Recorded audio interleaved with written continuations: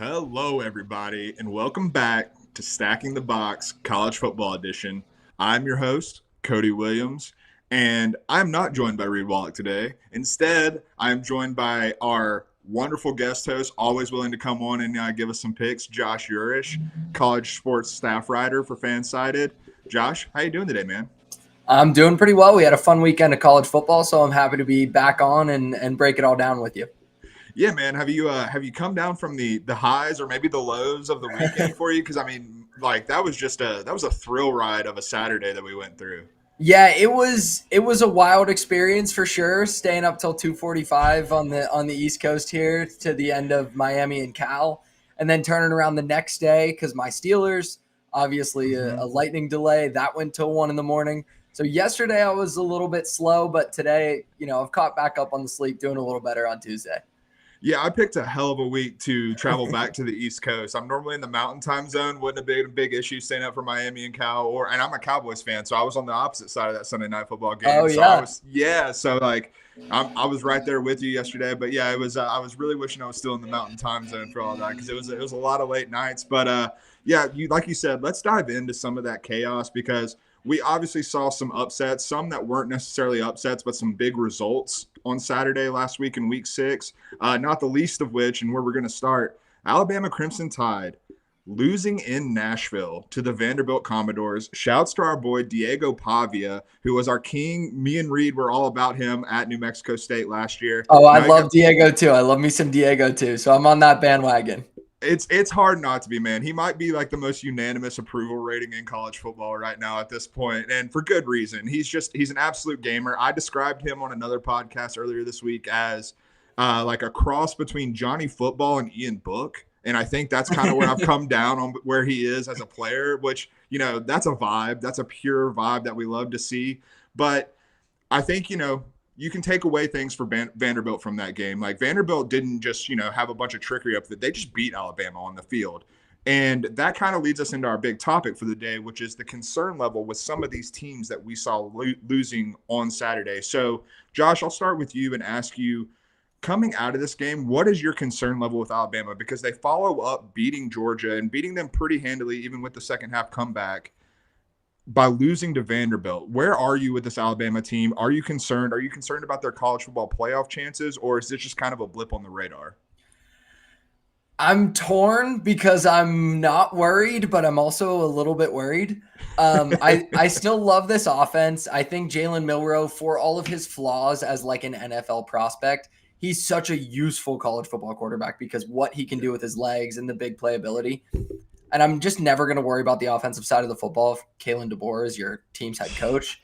Right. The defensive side, there are problems. Like you said, Vandy beat Alabama. This was not – I mean, there was a pick six, and it was a pop-up, a weird play, but they beat them. Alabama's defense could not get off the field. So tight end Eli Stowers for Vanderbilt, he caught 6 of 6 targets for 113 and a touchdown. And why that's important is because Alabama's linebackers just can't cover. And that is a very real weakness that teams are going to be able to expose going forward. Jihad Campbell allowed 4 catches on 4 targets for 71 yards and 4 first downs. Deontay Lawson gave up 3 catches on 3 targets in coverage for 53 yards and 3 first downs. So for the season, Lawson's allowed 21 catches on 25 targets for 204 yards and 2 touchdowns. Bama got pressure on 26% of Pavia's dropbacks, and he averaged like 18.4 yards per attempt on that because he hit a big deep shot. So it wasn't very real. Like, they're effective when they can get pressure, but Pavia killed them when he was kept clean. He went 13 for 16, 11.3 yards per attempt. When they didn't blitz, he was 13 for 14 for 207 yards and 2 touchdowns, 14.8 yards per attempt. I think Alabama defensive coordinator Kane Womack can learn from that and say, I just have to bring pressure. Maybe I need to bring these linebackers downhill and blitz them because they clearly can't cover. I think there are ways to hide that weakness, but it's a very real weakness. So I'm interested to see how you feel about them going forward. Because I don't think the Georgia comeback, I think that was just deep shots. That was just deep shot variance. Like, I'm not impressed by that for Georgia's offense or worried for Alabama's defense. This performance I was. So I've been worried about Alabama's defense all season long, Mhm. and I think that yes, the Georgia second half game script was definitely not the Georgia offense we're seeing. It was a lot of deep shots. Mike Bobo played with tempo, which we know Mike Bobo would rather pull his Yeah. own teeth out than play with tempo, which that's to Georgia's detriment. But I do think that when you go back to early in the season, not just the linebackers, but this is a young Alabama secondary, a team that lost Caleb Downs in the transfer portal, who was supposed to be kind of like the anchor of that group. We Yeah. saw Malachi Moore show a little bit of immaturity, which he's supposed to be the anchor now that Downs is gone.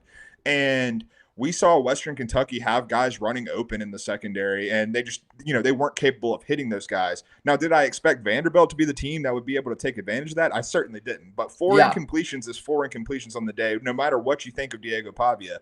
So I am concerned about the defensive side of the ball. Again, I'm with you. When Kalen DeBoer is coaching the offense, especially with a player as dynamic as Jalen Milroe is, I'm not going to be worried about what this Alabama offense is going to be capable of. And they did put up 35 points in this game. Let's not forget Yeah. that. Like, the offense was On not like the issue. 34 plays. Like it was Exactly. incredibly efficient. Exactly. I mean, like, this Alabama offense with Ryan Wims, with all the weapons that they have, a multifaceted rushing attack, like, I do think that the Alabama offense is going to be able to score. But you look ahead at the schedule, like, they play Tennessee in week 8. Mhm. And granted, we're going to talk about Tennessee in just a second. I'll They have transition their there in own just a moment. problems. Yeah, they do have their own problems, but we know what this Josh Heupel offense is capable of, and the way he's able to exploit weaknesses. And there are very clear weaknesses with this defense that I'm not sure Alabama is going to be able to recover from in 2 weeks. Yeah, I have a lot of questions about how they're going to fix that. Like, obviously, I think they should bring more pressure because that seems to be an option when you have weaknesses in your linebacking group. They're not doing anything in coverage, anyways. So bring them downhill, try to speed Yeah. up the quarterback. But that's a big problem, and one that maybe Caleb Downs. I mean, obviously, it's different personnel a lot in that secondary, but Mhm. maybe Caleb Downs is somebody that could have covered that up because he's that good of a player. And not having the Jalen Milroe of the defense, whatever that equivalent is of a great player who can be this gravitational force and or this rising tide that lifts all ships. Not having that type of player on the defense is gonna be a problem. If you made me pick who's gonna win the SEC, I still think I might pick Alabama. I just really trust Kalen DeBoer in big games, and they don't have Yeah. to play a ton of big games. Like, obviously, they have to play Tennessee. So I'm worried, but I think all of these teams are flawed. Maybe Texas isn't. We'll see. Right. Um, but I think all of the teams are flawed. So I'm not super worried about Alabama. No, that's fair. And so I'll move us on to that Tennessee team Mhm. that went to Fayetteville and looked pretty average, if I'm being completely honest. Like, the rub on Arkansas to this point in the season had been they were frisky. I'm not going Mhm. to disparage Arkansas to that degree. I think hiring Bobby Petrino back as offensive coordinator has done a world of wonder, and I think that Taylon Green has been a shot in the arm for that offense, especially because I think it got really stale with KJ Jefferson there towards the end of that Yeah. tenure. And I think we're kind of seeing that at UCF right now as well. But I think that what shocked me was the game plan that Travis Williams, Arkansas defensive coordinator, had to really put the clamps on this Tennessee offense that we've seen be so explosive in the past. And we were seeing Reed had been on singing Nico Imaleva's praises all year, Mhm. and he did not look like the 5-star quarterback. He did not look like the next, the second coming or even an upgrade from 2022 Hendon Hooker. What is your concern level for Tennessee coming out of that loss? I have no worries about the defense. I think the defense is awesome. I think we were underrating Arkansas a little bit. Like you said, they're frisky, maybe even better. Like, if there weren't a ton of turnovers against Oklahoma State, they beat Oklahoma State. Now, what does beating Oklahoma State mean? Like, we can play that game of Yes. of playing it out into all these different matchups. But Tennessee on offense, it shouldn't be a problem with Josh Heupel, and it is because Nico hasn't been willing to settle for the short stuff. And Arkansas did a really good job just putting a lid on the explosive plays. I think it was a 2% explosive play rate for Tennessee. I wrote about it in my column over the weekend. And they forced Nico to take what was there. He doesn't feel comfortable doing it, and he hasn't had a lot of success doing it. He had 14 attempts over 10 yards downfield. He only completed 4 of them. He was 13 for 15 for 73 yards underneath, but you need to hit more of those. And he also needs some help from his receivers, right? They only had 45 yards after the catch in the game, and 30 of those came from Squirrel White. So is there a big playmaker that can really help Nico? I'm not so sure I believe in that offense that way, other than Dylan Sampson. But he needs to be a lot better. Like, there's an insane split between his numbers with play action and without play action, which shouldn't necessarily be how this veer and shoot offense works, because it's designed to like give you the answers pre-snap with the wide splits. Right. Your linebackers have to declare, we're playing the run, we're in the box, or we're out of it. And for some reason, play action's been the only way Iamaleava's been successful. That's concerning. Like, I think all the tools are there, obviously. Yeah. He's still young. These young quarterbacks still need time to develop. Like, everyone was saying Arch Manning, when Quinn Ewers came back, like, oh, he's going to transfer somewhere. He didn't, and it was smart because he has smart people in his corner saying, you need this time to develop. Like, we've seen Jackson Arnold. That didn't work out at Oklahoma. Avery Johnson, a lot of growing pains at Kansas State. Like, his legs help because that's just such a high floor for an offense. Right. But we're seeing those growing pains with Nico too. I think he needs to run more. I think he needs to settle more for the underneath stuff and let his playmakers make plays. But I'm actually very worried about the Tennessee offense. So I'll admit I'm pretty worried myself, but I do have a devil's advocate argument at the very least that I have formulated. That's the most adversity that Nico has faced in his college football career to this point. Granted, it is a young career; it's very brief, but perhaps that's a learning experience. Perhaps that's something that he can take, like maybe exactly what you're saying. Take the easy throw when it's there. An offense that is designed to give you easy throws, and especially when you're looking ahead at the third Saturday in October in a matchup with Alabama, like you just mentioned. If they are dropping those linebackers into coverage, those easy throws underneath are going to be there, and you have to take them, and you have to take advantage of them if that's going to be the case. So again, I'm with you. I am concerned about this offense. I think that, you know, we've seen so many quarterbacks in recent years like be thrust into the spotlight and just immediately take it and run with it. Maybe this just isn't that crop. Maybe this is a developmental crop that we have to, you know, wait on, because the talent is obviously there. Like you even mentioned Jackson Arnold. I still believe in the talent of Jackson Arnold. I think Jackson Arnold could be a very good quarterback. We just haven't totally seen it yet, and he hasn't been given the runway to fully develop. And also, I mean, you know, Oklahoma is its own bag of worms. We'll get into that because we are going to be talking about Red River here in a minute. But I do think that the Tennessee offense as a whole really needs to have Nico mature. And I think that's really all they're lacking. That offensive line is not that much of an issue for me. Like the offensive line has done a good job. I think that maybe the skill position players on the outside, maybe they are lesser than they've been in years past, but I don't think it's a bad group. It's not a problematic group. Speaking of Oklahoma, like with Oklahoma and the injuries that they've had, that's a problem for the Sooners right now. I don't think it's necessarily the case for the Vols. I also think they need to help him out a little bit. Squirrel White did not have a good game against Arkansas. So, like, I think those veteran receivers, those veteran weapons need to help their young quarterback out a little bit. So that's kind of my devil's advocate argument for that. But there's no way of proving that that's what's going to happen. Yeah, it's just so confounding to me because this veer and shoot, right? Like Heupel's the best at running this offense, and it's designed to minimize like any talent deficiencies you have on the offensive line or that you have at wide receiver, because it's all these switch releases and stacks and wide splits. It's supposed to give you like easy answers and layups, and they're just not there. Like everything looks painful for this offense, and it shouldn't. And we need to see it look like it did when they were running up 70 points, 71 points on Kent State. And it hasn't against an SEC defense yet. Maybe Arkansas is a little better than we thought, but I'm concerned for sure. No, and so I'm going to move on, and I'm kind of going to lump these last three teams together because we saw three other ranked teams lose with Missouri, Michigan, and USC.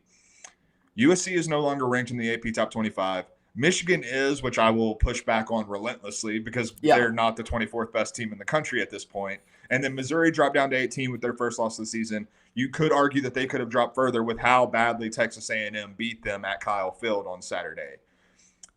I'm going to reframe the question because I think we're rightfully concerned about all three of these teams based on what we saw on Saturday and based on what we've seen this season, to be fully transparent. I think I'll ask it this way. Which of these three teams do you have the most confidence in bouncing back and finishing strong? It's USC. Okay. I'm still concerned about the run defense. Like, that's real and Yeah. it matters in the Big Ten. And Lincoln Riley keeps having these moments where he'll talk to the reporters and he'll be like, I saw a really good run defense except for 3 plays. Like, I'm obviously not quoting him, but he said it after the Michigan game. Like, we held them in check except for 3 plays. Well, when you have like an over 10% rushing explosive play rate allowed, that matters a lot, even if you're like pretty good on the other plays. They have a pretty low stuff rate as well. Like, if you look at the metrics, it's not a good run defense, whatever Lincoln Riley's going to tell you. There are still a lot of good skill players on that offense. I trust Lincoln Riley as an offensive coach. I don't think this is going to come apart at the seams completely. And I wanted to, when I was writing my weekly column on Saturday, I wanted to rip Lincoln Riley apart because, like, that's the tendency, and he can't win Big Ten football. And then you look at Big Ten teams traveling these long road trips. Big Ten teams that have traveled 2+ time zones so far this year are 1-8. Mm-hmm. I want to find who had that stat because it was a really good one on Twitter. I can't find it at the moment, but it's like that might just be real, and they might just be the first team that's taken 2 of those road trips. So that's kind of my argument for USC. We'll see. Maybe it's not perfect, but I don't believe in Missouri at all. I think they got buoyed by a really bad schedule last year and then beating Ohio State without a quarterback. Right. So I'm just, and Michigan, we don't even really, I don't know that we need to talk about that in a real way because their defense is good. Wink Martindale doesn't know how to run it. He's so addicted to blitzing. He doesn't realize he has one of the best defensive lines in the country.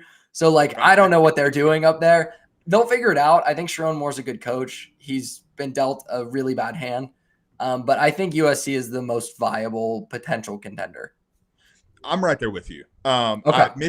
You have to play offense to win football games, and Michigan can't do that. So that's, we've seen 3 quarterbacks, and neither of them can run an effective offense. So, I think that in itself cancels out Michigan, especially with the schedule that they still have to go. Like, that's not they've got a lot of speed bumps along the way. Like, if that team finished 8-4, 7-5, would not be a shock to me. USC, I think, is interesting because, like you said, there's 2 main issues, and they both, to me, come down to the trenches. Yeah. You have the run defense, and then the offensive line is still an issue. I believe in Miller Moss. I think Miller Moss is a really good quarterback. I think he runs the Lincoln Riley offense very well, very effectively. I just think that when you lose the mobility that Caleb Williams had, that kind of masks some of the deficiencies of that offensive line. Mm-hmm. I compared what Lincoln Riley is trying to do right now to almost like a Looney Tunes skit where you're trying to plug all the holes in a sinking boat. And you plug one hole and then another hole opens up. And that kind of feels like what they're trying to deal with.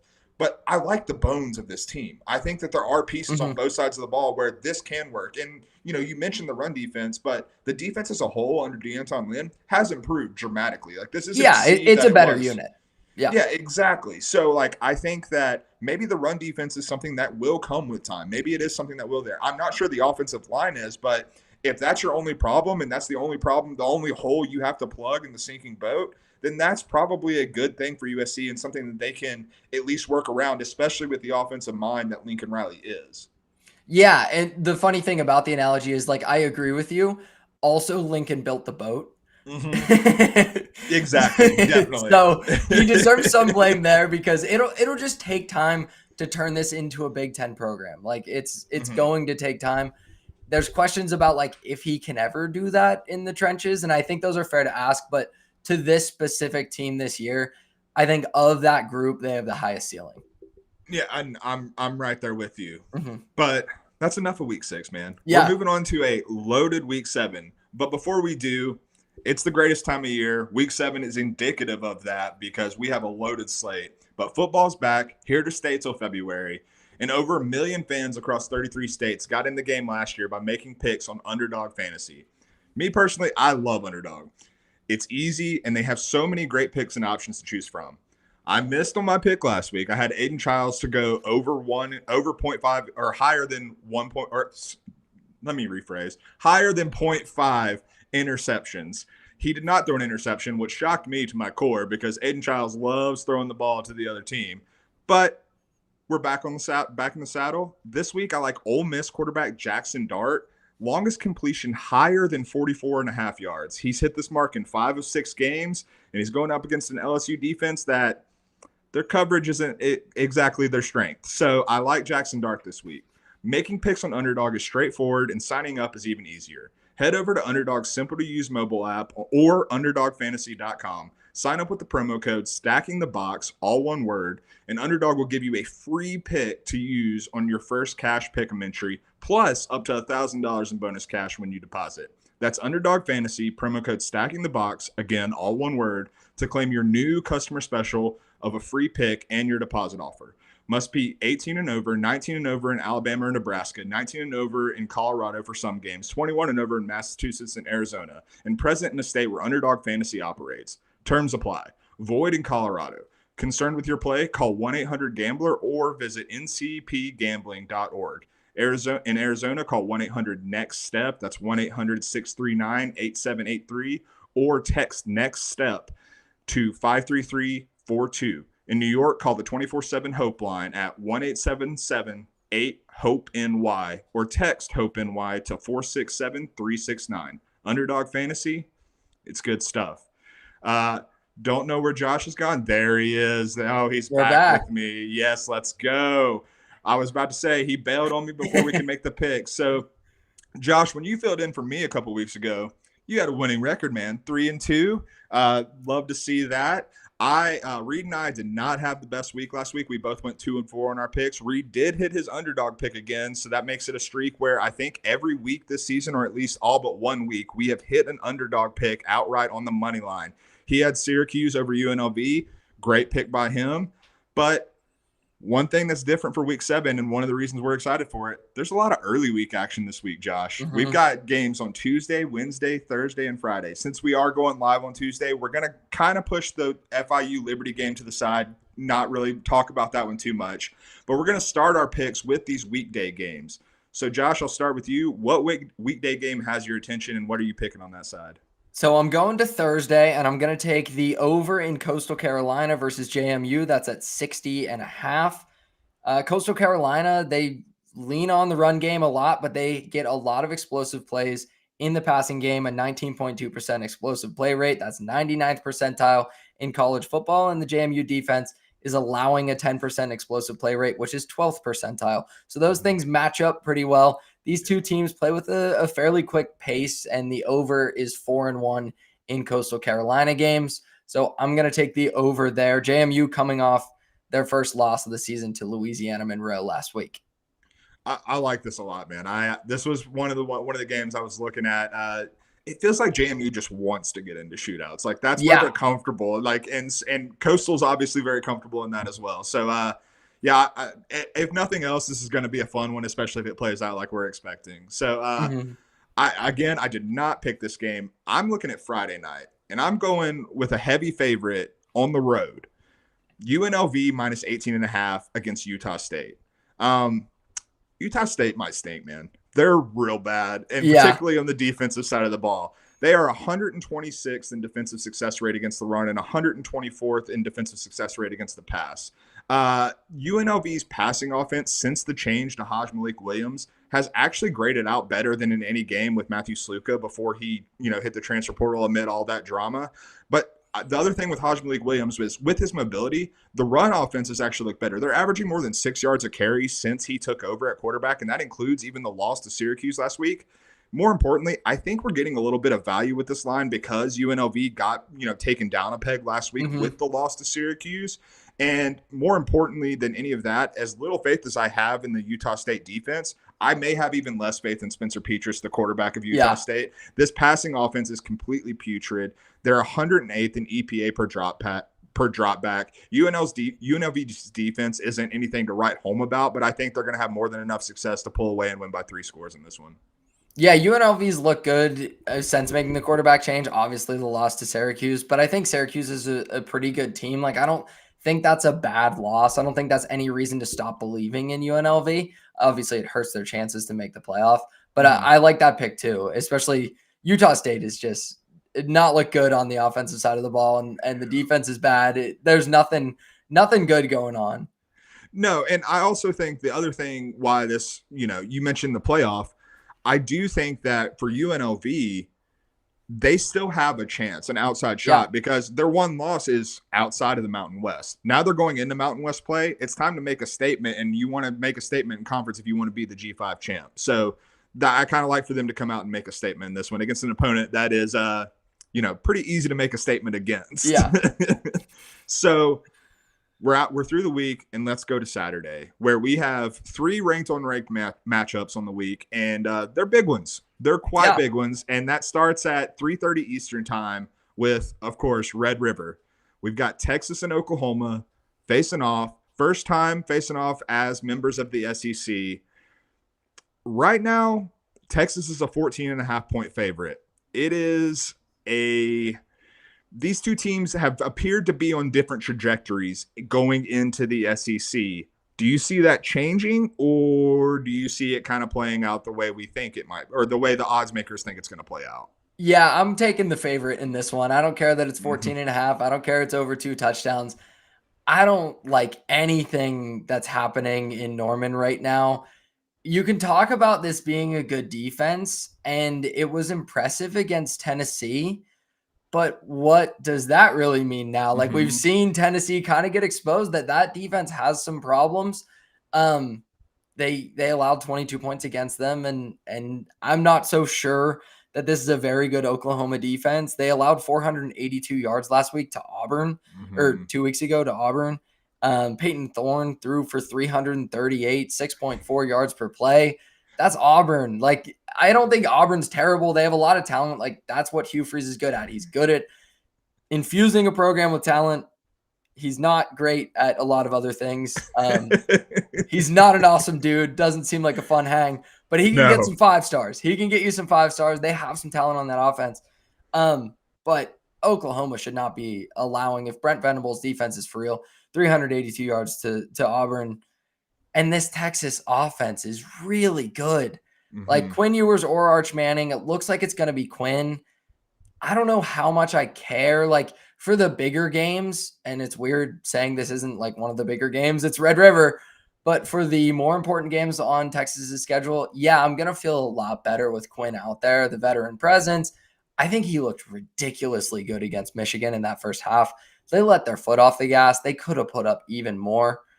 Yeah, I really believe in the Texas offense, and I have no faith in anything that's happening in Oklahoma right now. The offense doesn't look any better with Michael Hawkins in there for Jackson Arnold. Like, Jackson Arnold probably wasn't the problem, wasn't the main problem. He was a problem. But with all the wide receiver injuries, I could see this getting out of hand.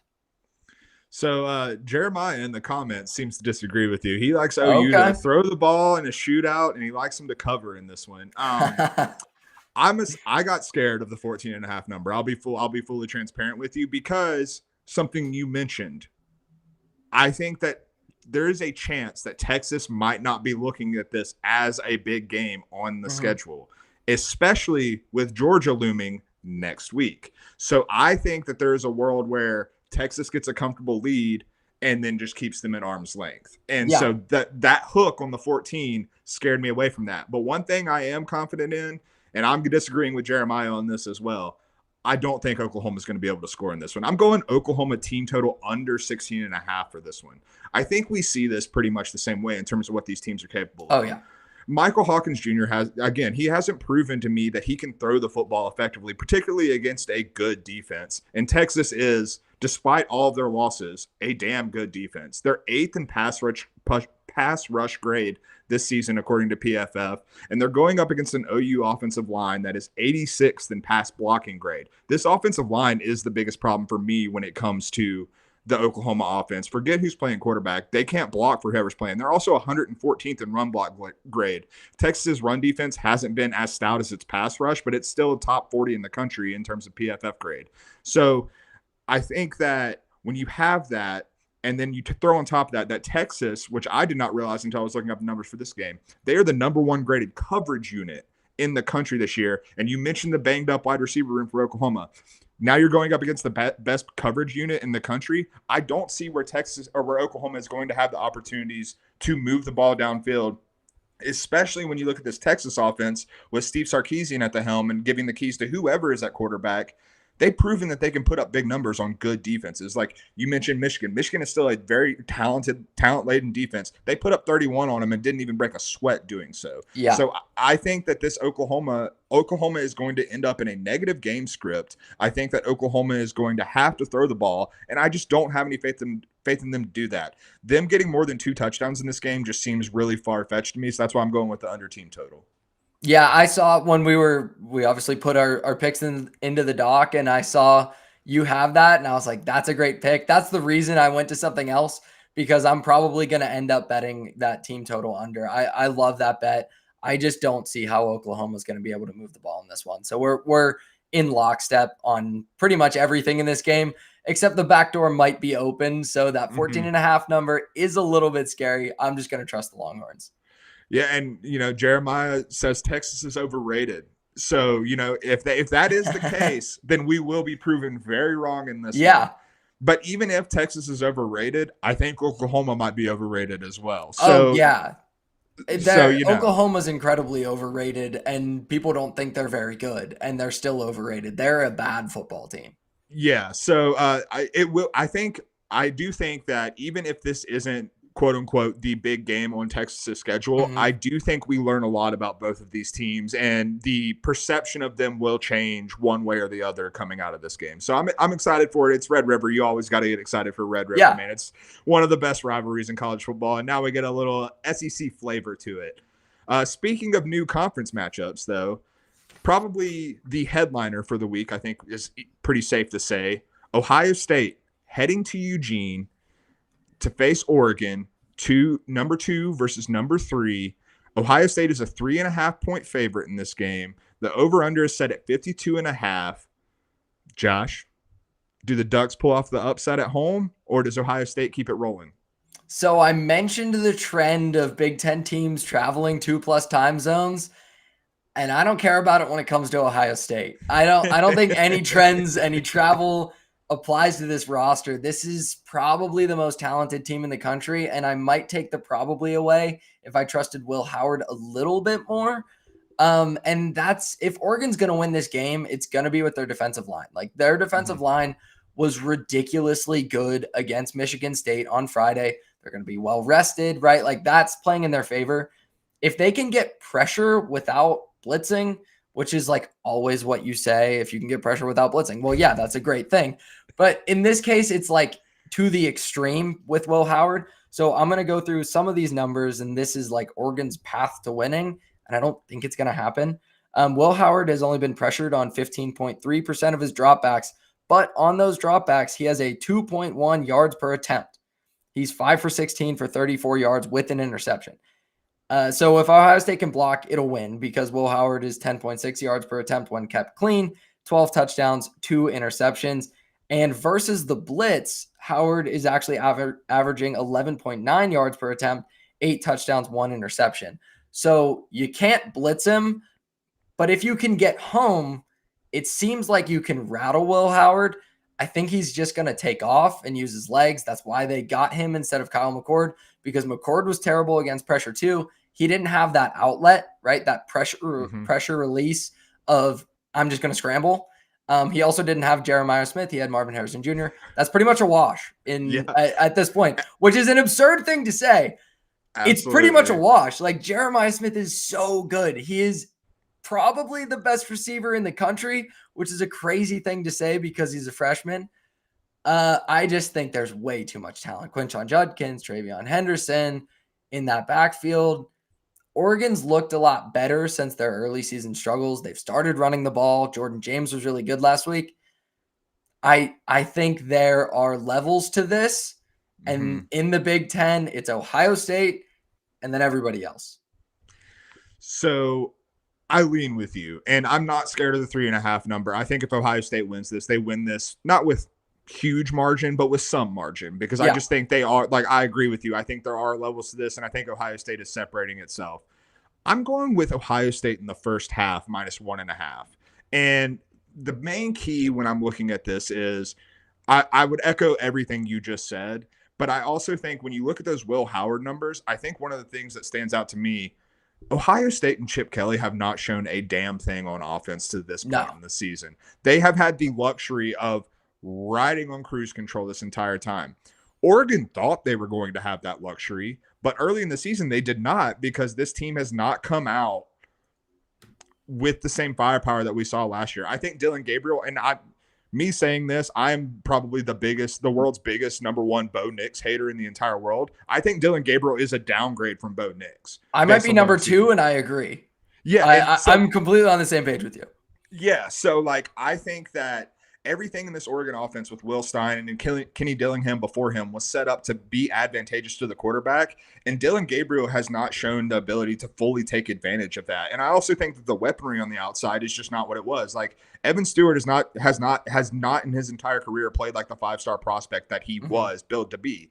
So I think that Ohio State is going to come out, and I think they open up the playbook for the first time this season. And I think they do it early, playing in Eugene. I think that's the big key. You want to take this crowd in Autzen Stadium, which is one of the better crowds in the country and better home field advantages in the country. You want to take it out quickly. I think Chip Kelly opens up the playbook early, does that. And I also think that with the limitations that Dillon Gabriel and this offense have shown at times this season, against by far the best defense that they played this season, I think it's going to be a game that gets out of hand kind of early for the Ducks at home. And I will say Autzen Stadium does give me a little trepidation there, because crazy things happen there. Crazy things happen in Eugene, but I'm with you. I think Ohio State is the superior team. I think they have the mental edge of not, like, Oregon doesn't know what they're going to throw at them because they haven't put any of it on tape. And I think that's going to lead to a pretty impressive first half from the Buckeyes. Maybe in the second half, Oregon is able to adjust, because I do like this Oregon coaching staff a lot, and I do like their ability to adjust.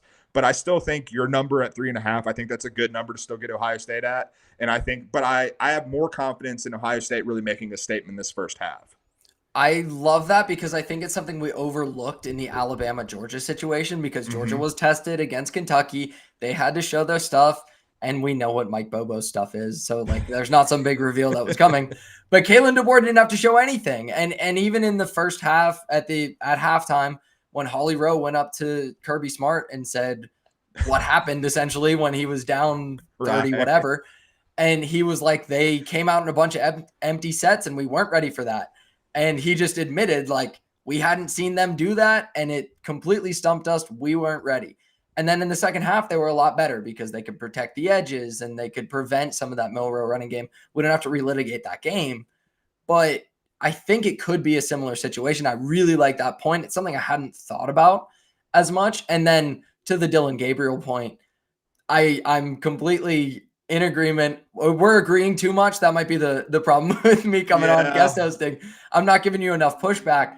But Gabriel, like, just, you don't need an NFL arm to win in college football. You do sometimes, though. And last week we saw it against Michigan State. Like, he's playing in the Big Ten now. Big Ten windows are tighter. Like, they're not known for their corners. And I don't think Michigan State is an uber talented team. But the tight windows happened in the red zone. He couldn't throw into them. He got picked twice. The windows are going to be even tighter against Ohio State. Like, this is not getting any easier. And I don't think there are easy answers for Dillon Gabriel and the offense. So I'm, completely in lockstep once again. And I really like your first half point.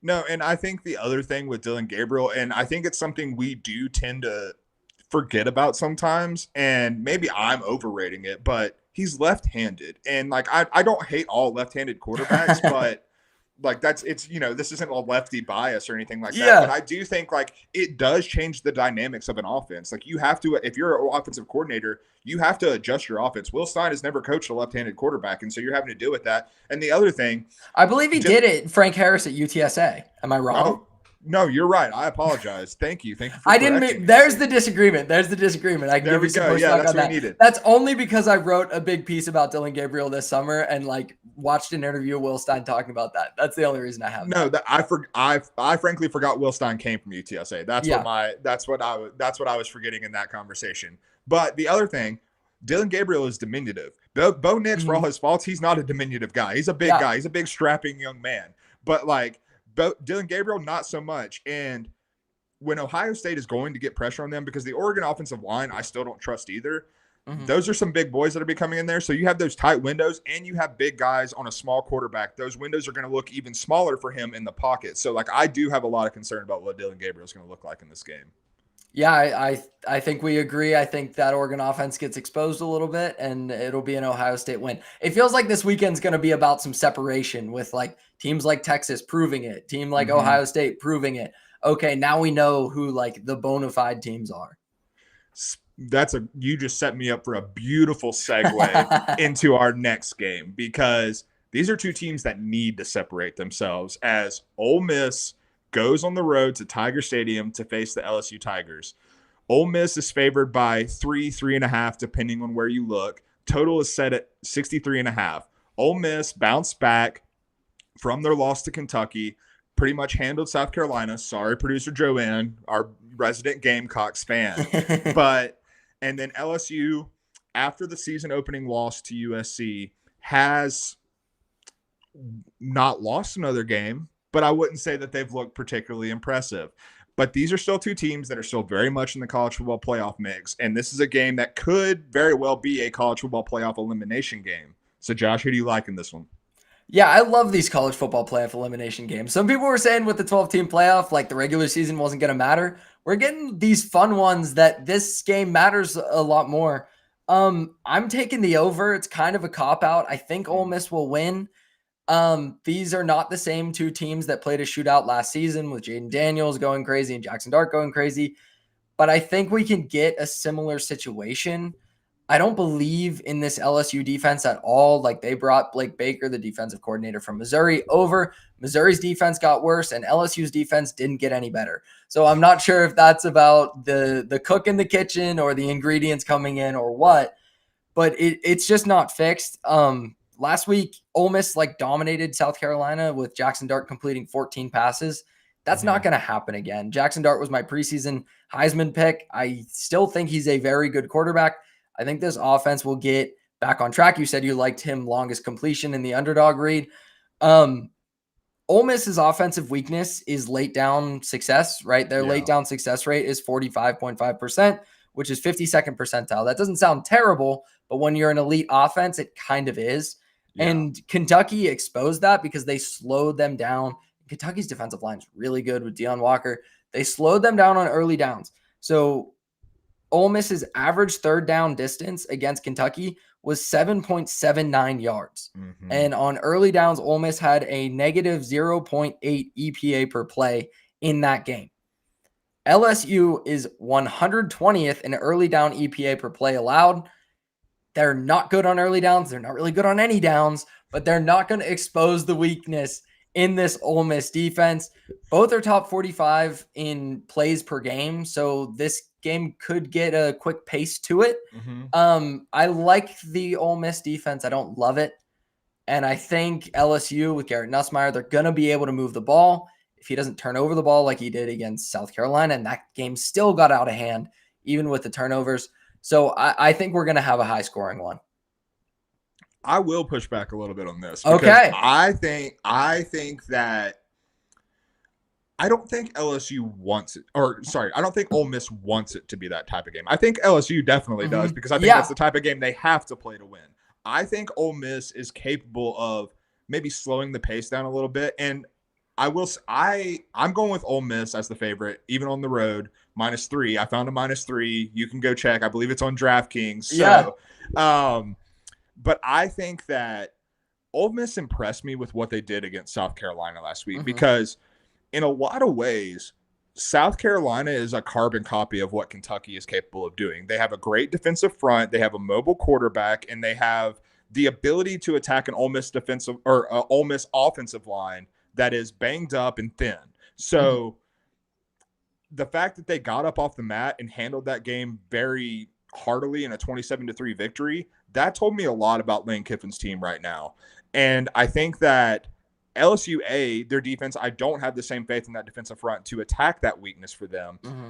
But on top of that, when you start to dig in, you talked about, is it the cook or the ingredients in the kitchen? I think it's the ingredients in the kitchen. Yeah. The Tigers rank 114th in coverage grade this season and 118th in defensive success rate on dropbacks. I'm pretty sure Jackson Dart, Trey Harris, and Juice Wells can take pretty good advantage of that. That's why I like Jackson Dart longest completion. I think Ole Miss is going to be able to get explosives, and I think they're going to be able to design them early.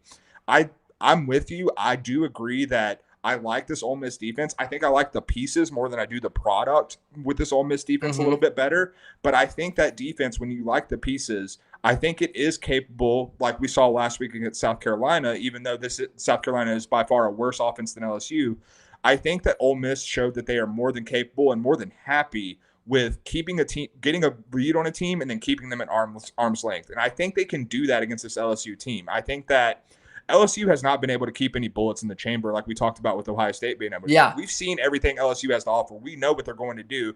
And I think Pete Golding is well familiar with what Brian Kelly is going to want to do in this game. So I think that we see Ole Miss jump out to an early lead, and I think we see them just hold it. That's why I'm a little skeptical of the over, because I don't think we see Ole Miss keep their foot on the gas for the entire 60 minutes of this game. I think early we could be on pace to hit that over, but late we might get in a little bit of trouble. Yeah, exactly. So that's kind of how I see this playing out. But the more I look at it, the more I just see a better team coming from Oxford than I do at Tiger Stadium this week.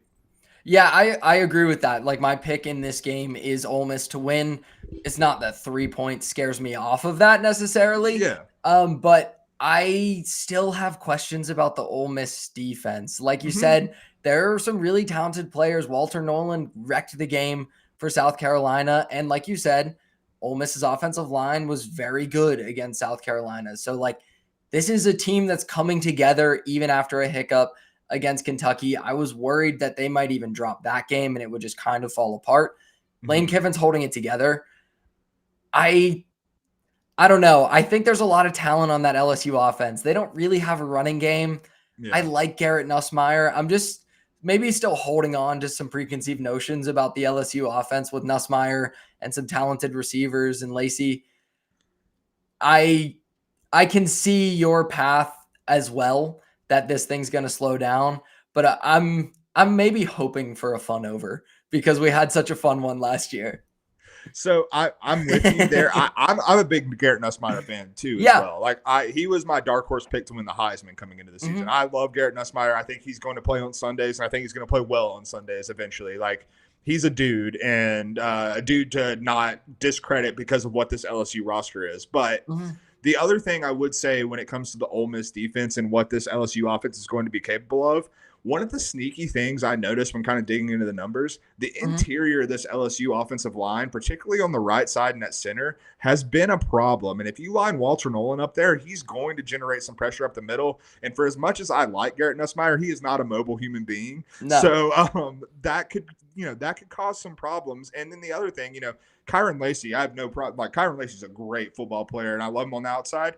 They brought in C.J. Daniels from Liberty. He has not been what they hoped he would be coming into this. I think the depth of the skill positions at LSU is not what it has been in years past. I think it's kind of Kyron Lacey or bust, or Mason Taylor a little bit in there. But I think that there's enough questions that I have about this LSU offense that are outside of Nussmeier and Lacey that I'm willing to give Ole Miss the benefit of the doubt in that, because when it comes to the Ole Miss offensive side of the ball, particularly matched up with this LSU defense, I have far fewer questions because I think there are far more ways for them to beat them. I think that's a great point about the interior of the LSU offensive line, because we came into the year thinking it was going to be such a good offensive line because the first round tackles at both sides, and the middle has kind of let that group down. So I think that's a great point. I think it'll be an interesting matchup to watch and see if Walter Nolan can just wreck a game again, and then Ole Miss will cruise to that cover. For sure. And so I'm excited for this one. I as much as Ohio State and Oregon and Red River are going to get headlines, this might be the game I'm most excited for in week 7. Okay. But let's move on to the staples of the show, which are, of course, our upset pick and our Sickos pick. I do want to mention Jeremiah, who's still in the comment. He likes Vandy to cover against Kentucky coming off the big win against Alabama. I wanted to get your thoughts on that real quick. Do you like Vandy to cover? I believe it's 13.5 is the spread. Vandy's like a pretty good team. One thing I kind of like to do sometimes in college football betting is to fade the team coming off of a big win Yeah. because they are still college kids, right? Like, I was just a college kid. I know exactly what I would have done if I just beat Alabama. And there were a Yep. lot of stories coming out about Vanderbilt doing that. And I don't blame them for it. Like, of course you should, especially if you're Vanderbilt. Like, you're not going to compete for the SEC. This is your Super Bowl. Celebrate like it. I don't think Kentucky's great, so I'm kind of two minds there. That's a game I'm going to stay away from. But I like this Vandy team. Like I love Pavia. They're so much fun. So yeah, it could be close, and they could maybe even pull off another upset. But I'm not going to bet that. My numbers tell me to take Vandy in this to cover as well, but I'm with you. I'm scared of the coming off of the Alabama win, what that's going to look like. I don't have a lot of faith in Kentucky, and I definitely don't have faith in Kentucky as almost a 2-touchdown favorite. Yeah. So I think this, for me, is a stay away. But let's get into your actual upset pick this week. Who do you like on the money line to come in as an underdog and get the win? So I said that my Big Ten trend that I've been talking about, that I don't care about it when it comes to Ohio State. I do care about it when it comes to UCLA and Minnesota. So I'm going to take UCLA as a home underdog in the Rose Bowl. Big Ten teams traveling 2+ time zones are 1-8. The lone win was Indiana over UCLA at the Rose Bowl. And this is UCLA, but I think we were unaware of what Kirk Cignetti was actually doing in Indiana. So that Indiana team is for real. They should be a team that would buck that type of trend. But for all these teams in the middle in the Big Ten, and we lost Josh. I will let him finish. There he is. He's back. I'm back. Where did you lose me? So you said the Big Ten trends, and then you cut right out. So here, I think this travel trend in the Big Ten and maybe even some of the other leagues is going to matter for the teams in the middle, right? The teams on the extremes, the great teams, it's not going to matter so much for, but this is really tough travel schedule. So I'm just going to ride that trend and see if it pays off. I like it, because of the trend. The travel is something that has been on my radar as well. But I think the other thing about that is, I always try to look at last week's results that I think have affected lines. And I think you're getting value on the UCLA money line. Like, I still think they would probably be a home dog regardless, but I do think that getting it at plus 184 is a construct of Minnesota just upsetting USC. Minnesota's not a good football team. No. They are not. They lost to, I'm a North Carolina Tar Heels fan. And let me tell you, they lost to the North Carolina Tar Heels. If you lose to the North Carolina Tar Heels, you can lose to any damn body because that team is terrible. So I love this. I think you're onto something here, and I think that's a lot of value there. I'm going to go something that has obviously never bitten anybody before. I'm trusting Colorado as an underdog, and I'm going Colorado to upset Kansas State this week. This line has been trending in Colorado's favor, so I'm either with the Sharps or we're all about to get bit real hard by it. So we'll see what happens. But I do think this is a particularly advantageous matchup for the Buffs. One thing we've not seen consistently from K-State, you mentioned earlier, Avery Johnson really hasn't shown the ability to throw the ball as a key cog of their offense. His legs mitigate a lot of that. But sneakily, Colorado has a 72.5 run defense grade according to PFF on the season. And that includes their last game when they pretty well handled Gus Malzahn's QB-based run offense. So the fact that their defense played that well and played that dominantly against a offense that is based around the QB run, that says a lot to me about what Colorado could be able to do to slow down Avery Johnson in that. On the flip side of that, Kansas State's defense has been a problem, but particularly their passing offense has been something that worries me a little bit. They're 91st in coverage grade and 127th in pass rush grade. That's how you take advantage of Colorado, is the pass rush, because that offensive line is, I don't think it's untalented. I think it's poorly coached, but it is a problem for them. But I don't think Kansas State has shown any ability to take advantage of that. So Colorado is kind of sneaking up on people. I don't think if you ask a lot of people based on the narratives that you hear around them, that they'll be able to tell you that they're a 4-1 football team right now and that they have a legitimate chance as of right now to compete in the Big 12. And I think this Kansas State team is still being a little bit overvalued. So I like Colorado in Boulder to be able to get this upset. A couple of weeks ago, that UCF game, I was staring at UCF's pass defense being one of the worst in the country. And I knew the narrative, obviously, like Colorado can't stop the run. They're just going to get bulldozed. They're going to get trucked by UCF. And I kept looking at it and I was like, man, everything in my gut, like looking, not my gut necessarily, but like looking at these numbers and I've been doing this for a while. Everything is telling me to bet Colorado. And I didn't do it because I was like, I'm getting suckered into this. It's the Dion thing. They're always overrated. They're always overvalued. And then they won because they're not that bad this year. They're really not. I like this pick, even though I love me some Avery Johnson. It hasn't been perfect. It'll continue to be rocky. And I think they have an advantage at the most important position on the field in almost every game, and especially this game. Two of the most important positions if you count Travis Hunter at wide receiver and cornerback. Or three, so, yeah. Three actually. Yeah, great point there. But yeah, so like I do think that that's definitely in there, and like we've seen Kansas State lay some duds this year. Like it's only clipped them once when they lost to BYU, but like there have been games where this Kansas State team has not looked great, and so I think there's some value here with Colorado, but. Obviously, with some of the numbers we've been pulling out in this show, we're college football sickos, so we got to finish with the Sickos pick. What's your Sickos pick? Let's get down and dirty. Let's get into the grime of Week 7 after we get through with all these great matchups.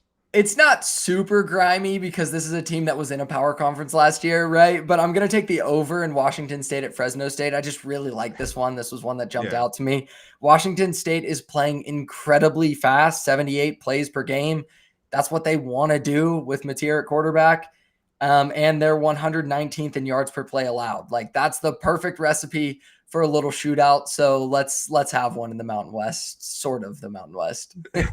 The Mountain West with heavy quotation marks. I think is right. Yeah. I'd call it pretty grimy. Any former Pac-12 team that is not in a power conference anymore, I think we can call grimy. I'm a little bit more grimy than you this week. I'm going Army as more than a 2-touchdown favorite against UAB at West Point. Army minus 25.5 versus UAB. UAB to me, first off, they're horrible. But secondly, what we saw last week when they gave up 71 points to Tulane, I think they're on quit watch and with Trent Dilfer. I think this team might have just given it up and ready to be packing it up and go home. I'm not sure if you've heard, Josh, but Army runs the triple option. Yes, they do. Yeah. So breaking news here on the podcast, but UAB ranks 131st in defensive rushing success rate and 130th in EPA per rush on defense. That's probably not what you want when you're about to face a triple option team. Even if you've already faced a triple option team in Navy 2 weeks ago, they still got blown out in that game. They lost by 23 points in that game. They had no answers for it. I don't think they had the defensive personnel to stop the run. They're one of the worst tackling teams in college football. And then on top of that, when you look at that Navy game and you look at Army's passing offense, which, is limited, they don't throw the ball often, but when they have, they've been highly successful. They've been explosive with it. Navy had 11 pass attempts for 225 yards and 2 touchdowns in that win over UAB. So when Army does break out the pass with Bryson Daly, they're going to be able to find explosive plays with it. I think Army comes out and wins this by 30+, man. Army is one of the teams that few people in college football are talking about. This is a team that I think at this point could legitimately threaten to be the G5 champion and make the college football playoff. They are playing that well. Their offense is that unique, and I think UAB is just going to get slaughtered in this game. Yeah, I love it. That was my Sickos pick, was Army to cover a huge spread against Temple last time I was on the show, and it was perfect for me. It was a weeknight game and just a lot of fun. This Army team's good. And they are. The Navy team is good too.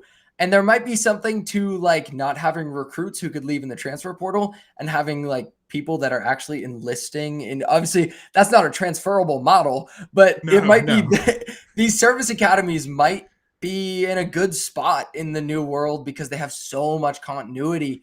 They know what their team's going to look like year to year. They can develop in a really interesting way. Obviously, they're not going to like win a national championship. There are certain limitations that they're never going to overcome. But these teams are both 5-0 for the first time in a really long time. I don't know exactly what the year is. I have it. I can find it.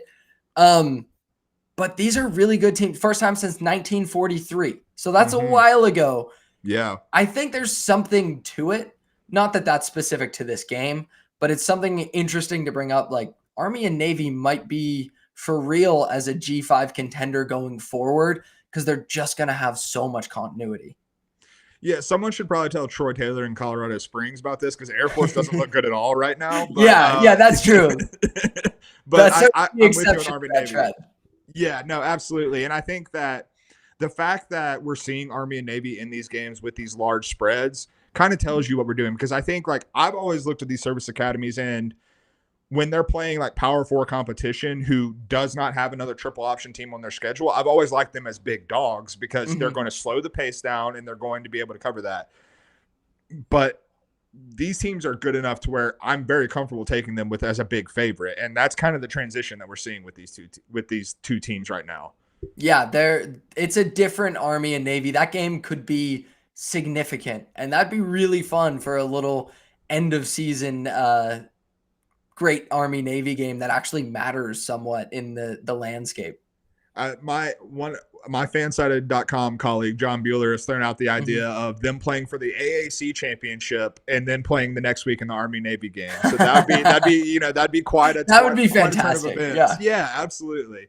All right, Josh, I appreciate you filling in this week. Will you recap your week 7 picks? Because there's some good ones in there, man. Yeah, absolutely. Starting off with the weekday game, I'm going to take the Coastal Carolina versus JMU over 60.5. That's on Thursday night. In the Red River rivalry, I'm taking Texas minus the 14.5. Ohio State and Oregon, I'm taking the Buckeyes minus 3.5 on the road. Ole Miss and LSU, I'm taking over 63.5. My upset pick, UCLA plus 184. And my Sickos pick, Washington State at Fresno State over 61.5. Love it. And so I'll go down my slate real quick. I've got UNLV minus 18.5 versus Utah State. In Red River, I've got Oklahoma team total under 16.5. Ohio State, Oregon, give me Ohio State in the first half minus 1.5. I like Ole Miss minus 3 on the road against LSU. I like Colorado to upset Kansas State in Boulder. And then I like Army minus 25.5 against UAB. Josh, again, thank you, man, for filling in for Reed, who apparently decided that a Mets game was more important than this college football slate. We still love him. We still love Reed. And, hey, it'll help us even out our records. But, Josh, thanks again for filling in, man. Yeah, absolutely. It was really fun to come on. And shameless plug, every week, check out The Path, my weekly college football column where I recap the 12 most important things that happen in college football. You can find that on SaturdayBlitz.com. It's good stuff. I check it out every week, even though I haven't reached out to you and told you that. But college football planning, we talked about it. I heard you were doing it. I've been checking it out. It's good stuff. So definitely go over to Saturday Blitz and check that out. Fansided.com. You can check out all of our college football content. And until then, enjoy week 7. Sign up for Underdog Fantasy, and we'll see you next week.